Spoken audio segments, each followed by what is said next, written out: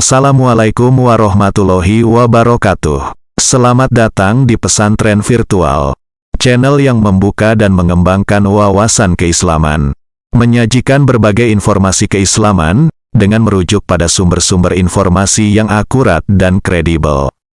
Diasuh oleh santri tulen, bukan karbitan. Berikut adalah terjemahan ke-8 dari kitab Kiai Ali Maksum yang berjudul Hujah Ahli Sunnah wal Jamaah. Contoh ke-8, terakhir, mengunjungi Rasulullah Shallallahu Alaihi Wasallam dan mempersiapkan perjalanannya.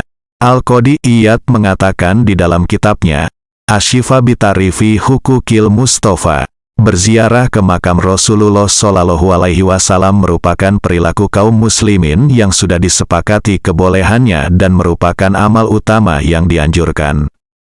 Diriwayatkan dengan sanad mutasil dari Ibnu Umar radhiyallahu anhu, ia berkata bahwa Rasulullah Shallallahu Alaihi Wasallam bersabda, "Man zarani fil madinati muhtasiban kana fi jiwari, wa kuntu syafi'an lahu yaumal qiyamati." Artinya, barang siapa yang menziarahiku di Madinah dengan niat ingin memperoleh pahala, maka ia adalah tetanggaku, dan aku akan memberinya syafaat pada hari kiamat. Rasulullah Shallallahu Alaihi Wasallam juga bersabda, "Man zarani ba'da mamati faka'annama zarani fi hayati." Artinya, siapa saja yang menziarahiku setelah aku wafat, seolah-olah ia menziarahiku semasa aku hidup. Dalam satu pasal yang secara khusus membahas tentang disampaikannya sholawat dan salam kepada Rasulullah Shallallahu Alaihi Wasallam, dijelaskan oleh riwayat dari Abu Hurairah radhiyallahu anhu, bahwa Rasulullah Shallallahu Alaihi Wasallam bersabda, "Man shalla 'alayya 'inda qabri sami'tuhu, wa man shalla na'iyan bullightuhu." Artinya, barang siapa yang bersalawat atasku di samping makamku, aku mendengarnya. Dan barang siapa yang bersalawat dari jauh, hal itu pun disampaikan kepadaku. Dari Ibnu Mas'ud radhiyallahu anhu, bahwa Rasulullah Shallallahu Alaihi Wasallam pernah bersabda, "Inna lillahi malaikatan sayyahina yuballighuni 'an ummati salama." Artinya, sungguh, Allah memiliki malaikat-malaikat yang melanglang dunia. Mereka menyampaikan kepadaku kiriman salam dari umatku.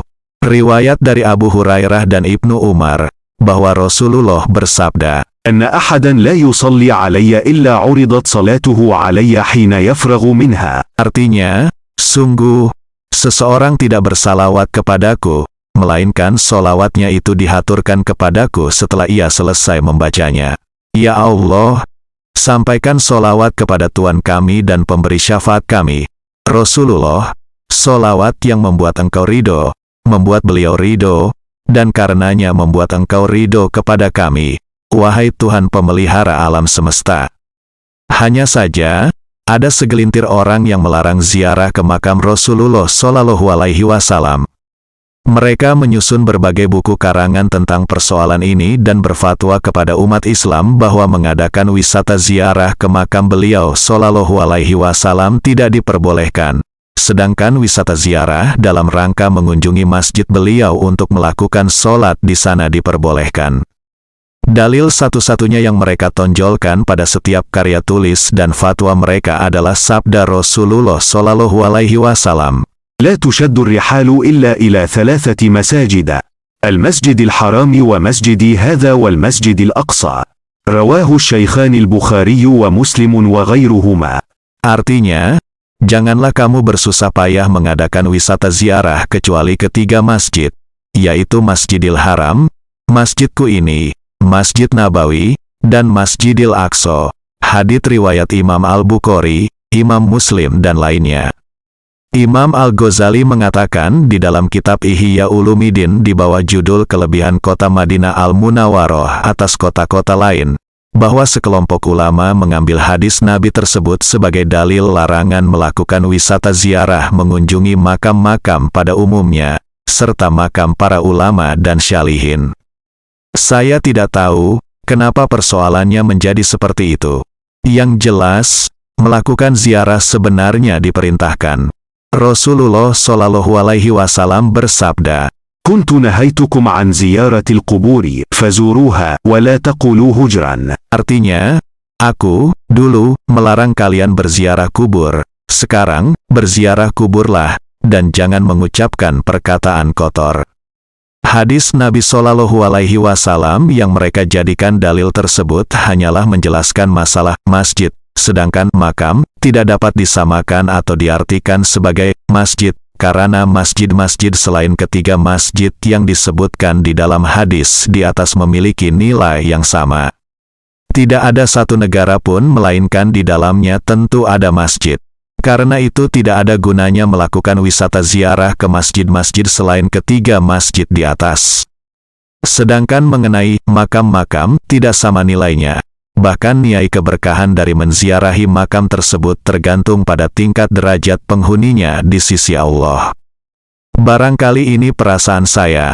Apakah orang yang berpendapat seperti di atas juga melarang wisata ziarah ke makam-makam para nabi, alaihi salam, seperti ke makam Nabi Ibrahim, alaihi salam, dan lain-lain? Nampaknya sangat mustahil melarang yang demikian itu. Jika mengadakan wisata ziarah ke makam para nabi saja diperbolehkan, maka makam-makam para ulama dan kaum syalihin pun semakna dengan makam para nabi. Karena itu tidak aneh jika makam para ulama dan aulia menjadi salah satu tujuan wisata ziarah, sama seperti menziarahi mereka sewaktu hidupnya adalah termasuk tujuan. Saya heran dan benar-benar heran kepada orang yang mengaku berakal sehat, namun ia memahami hadis Nabi tersebut sebagai larangan menziarahi makam Rasulullah Shallallahu Alaihi Wasallam, sementara mengadakan wisata ziarah mengunjungi kota Madinah Al-Munawwaroh dalam rangka melakukan sholat di Masjid Nabawi mereka perbolehkan. Yang saya herani hanyalah pemahamannya itu. Karena kota Madinah Al-Munawwaroh sebenarnya tidak memiliki nilai sama sekali melebihi kota-kota lainnya sebelum beliau Shallallahu Alaihi Wasallam hijrah ke sana. Masjid Nabawi yang mulia merupakan masjid Rasulullah Shallallahu Alaihi Wasallam. Sekiranya tidak karena disandarkan kepada Rasulullah Shallallahu Alaihi Wasallam, tentu Masjid Nabawi sama derajatnya dengan masjid-masjid lainnya dan tidak memiliki keutamaan melebihi masjid manapun di dunia.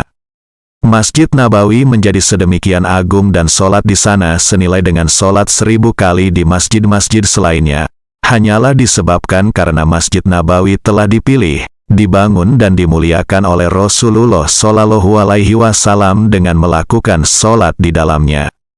Selain itu, Masjid Nabawi merupakan masjid yang penuh dengan rahmat dan barokah disebabkan pribadi Rasulullah Shallallahu Alaihi Wasallam telah bertempat di situ. Jika persoalannya demikian, apakah masuk akal jika dikatakan bahwa Masjid Nabawi memiliki keberkahan bagi orang yang menziarahinya, sehingga mengadakan wisata ziarah diperbolehkan? Sementara pribadi Rasulullah Shallallahu Alaihi Wasallam yang menyebabkan Masjid Nabawi menjadi begitu agung, dipandang tidak memiliki keberkahan yang akan kembali kepada orang yang menziarahi beliau, sehingga mengadakan wisata ziarah ke makam beliau tidak diperbolehkan. Pendapat ini hanya pantas diucapkan oleh orang-orang gila yang tidak mampu menyadari apa yang mereka ucapkan, atau hanya pantas diucapkan musuh Islam dan musuh Rasulullah Shallallahu Alaihi Wasallam. Sekiranya dia menyadari sebagai seorang mukmin yang berpikiran waras, tentu dia tidak mungkin memiliki pemikiran dan pendapat seperti itu. Hadis Nabi yang dijadikan dasar oleh orang-orang yang menginginkan terhalangnya hubungan antara Rasulullah Shallallahu Alaihi Wasallam dengan umatnya di satu sisi dan menghendaki sesuatu yang mereka pilih di sisi lain, sebenarnya merupakan hadis yang berbicara tentang persoalan masjid secara khusus, yakni keutamaan Masjidil Haram, Masjid Nabawi dan Masjidil Aqsa. Hadis tersebut seolah-olah berkata kepada orang-orang, kalian selaku orang yang berakal harus menjaga amal dari perbuatan sia-sia yang tidak ada faedahnya. Saya berpesan agar kalian tidak bersusah payah melakukan perjalanan jauh, bersafar, hanya sekedar ingin sholat di salah satu masjid yang ada di dunia ini, dengan pemahaman bahwa masjid tersebut memiliki keutamaan melebihi masjid-masjid selainnya. Jangan melakukan yang demikian itu, karena berarti kalian telah bersusah payah melakukan perjalanan jauh yang tidak ada faedahnya buat kalian. Sebab, seluruh masjid yang ada di dunia ini memiliki derajat yang sama, Tidak ada kelebihan antara satu masjid dengan masjid lainnya.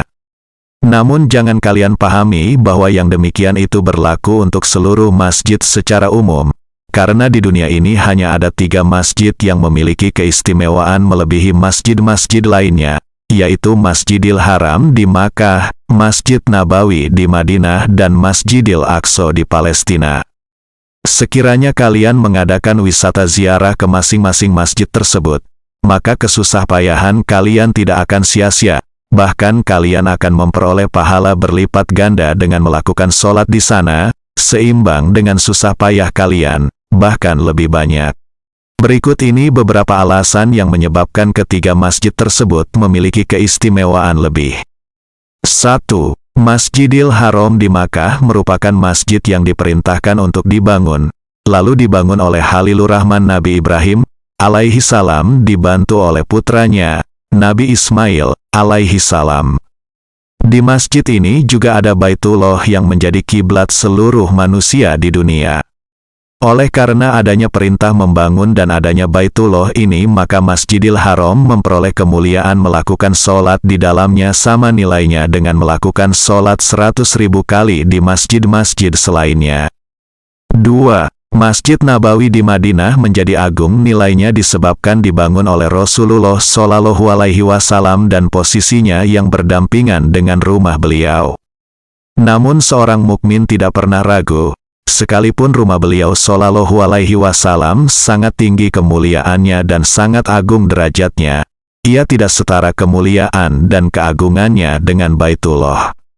Karena itu, melakukan sholat di Masjid Nabawi sama nilainya dengan melakukan 1000 sholat di masjid-masjid lainnya, yang menunjukkan bahwa ketidaksamaan besarnya pahala lebih ditentukan oleh perbedaan kemuliaan sandarannya. 3. Masjidil Aqsa merupakan masjid yang dibangun oleh Nabi Yakub alaihi salam selang 40 tahun setelah kakeknya, yakni Nabi Ibrahim alaihi salam membangun Masjidil Haram, sebagaimana yang dijelaskan dalam suatu hadis. Masjid ini juga merupakan musola atau tempat sholat para nabi Bani Israel, serta bersanding dengan rumah dan kuburan mereka setelah mereka wafat. Tidak samar lagi, berdampingan dengan para nabi, sekalipun mereka memiliki ketinggian dan keagungan derajat, tidak akan melebihi derajat kemuliaan berdampingan dengan Rasulullah Shallallahu Alaihi Wasallam. Karena itu melakukan sholat di Masjidil Aqsa sama nilainya dengan 500 sholat di masjid-masjid selainnya, sebagaimana dijelaskan hadis Nabi yang diriwayatkan oleh Imam Al-Baihaqi di dalam kitab Syu'abul Iman. Demikianlah rahasia perbedaan tingkat derajat ketiga masjid ini dan perbedaan pahala antar ketiganya dibanding masjid-masjid lainnya yang bisa dipahami oleh seseorang sebagai manusia. Kita kembali pada pembicaraan perihal orang-orang yang melarang menziarahi makam Rasulullah Shallallahu Alaihi Wasallam. Menurut kami, jika kita memahami bahwa larangan bepergian yang dijelaskan hadis di atas itu bersifat umum, menyangkut segala bentuk dan tujuan bepergian selain bepergian ketiga masjid tersebut, maka meniscayakan, 1. Tidak boleh bepergian dalam rangka belajar ataupun mencari inspirasi perenungan, padahal Allah Subhanahu wa Ta'ala di dalam kitab sucinya memerintahkan agar kita melakukan bepergian semacam ini dan menganjurkannya tidak hanya dalam satu ayat saja. 2. Tidak boleh bepergian dalam rangka silaturahim atau menyambung persaudaraan dengan saudara kita yang jauh tempat tinggalnya, padahal silaturahim sangat dianjurkan dan diperintahkan Allah. Allah berjanji akan menyambungkan orang yang melakukannya dan mengancam akan memutuskan orang yang merusakkannya. 3. Tidak boleh bepergian dalam rangka melakukan perjuangan atau jihad, berdakwah menyebarkan syariat Islam, atau menegakkan keadilan di kalangan manusia. 4. Tidak boleh bepergian dalam rangka berdagang ataupun karena urusan-urusan penting yang bersifat duniawi ke semua tempat di dunia. 5. Tidak boleh bepergian dalam rangka mengunjungi Rasulullah Shallallahu Alaihi Wasallam semasa beliau masih hidup. Padahal, banyak rombongan yang sengaja datang dari pelosok negeri untuk menemui beliau semata-mata terdorong oleh rasa cinta dan rindu bertemu beliau, mengunjungi dan mencari keberkahan dari pertemuan secara langsung dengan beliau.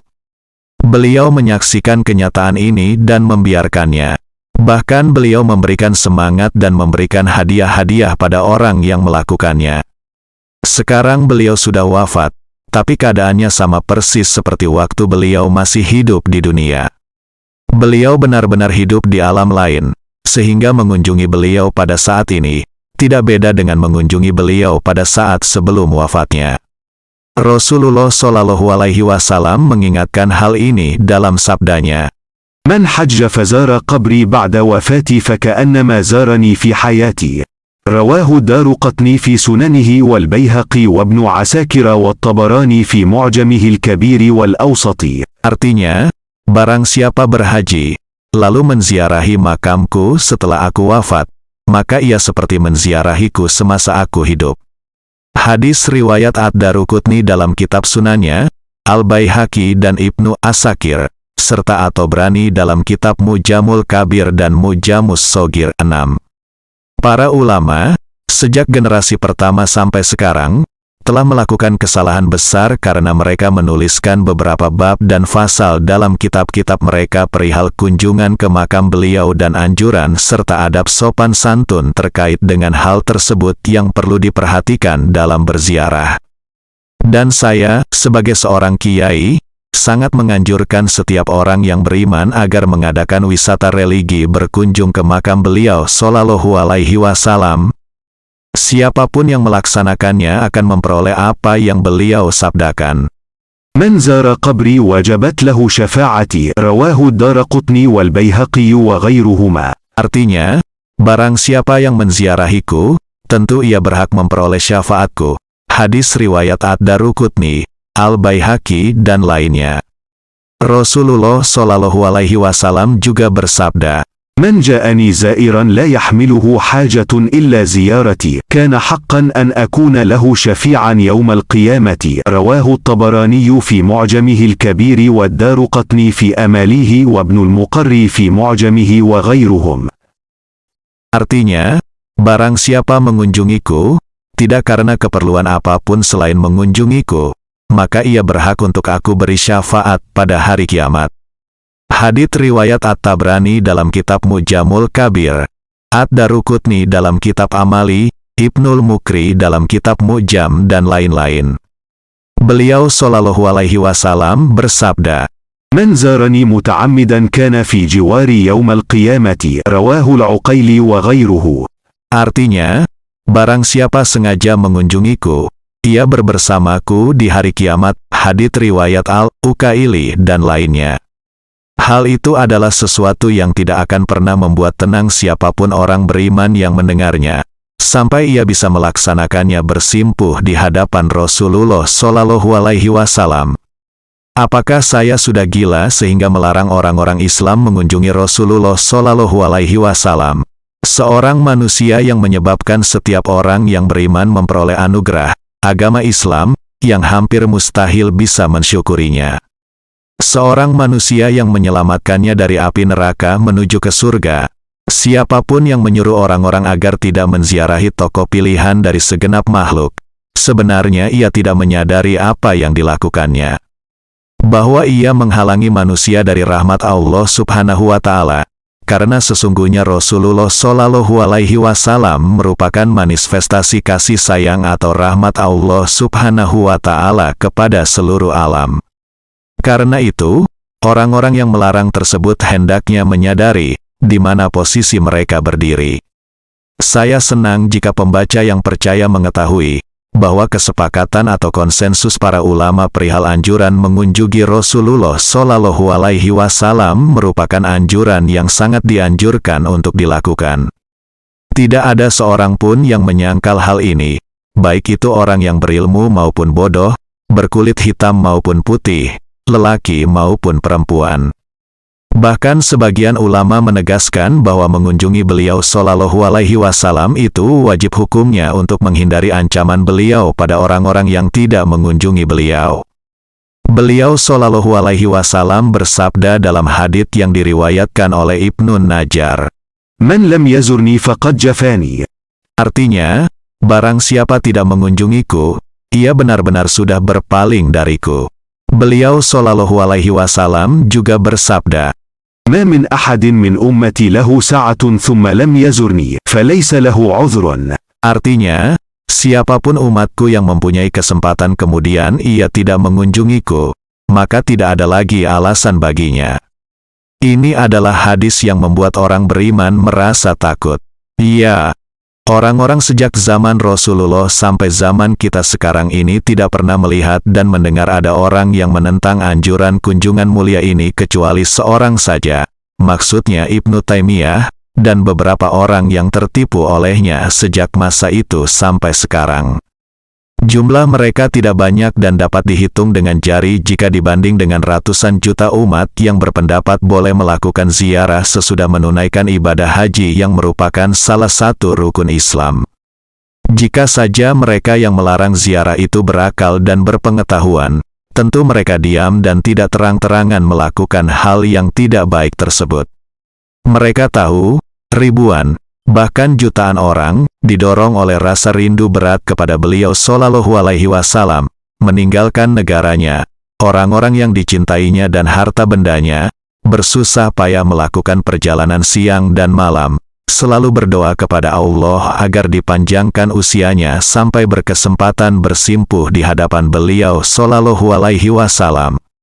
Dan saat mereka bisa bersimpuh, Anda jangan bertanya mengenai apa yang mereka dapatkan dari perjalanan-perjalanan yang mereka lakukan, karena hal tersebut hanya diketahui oleh Allah yang Maha Mengetahui.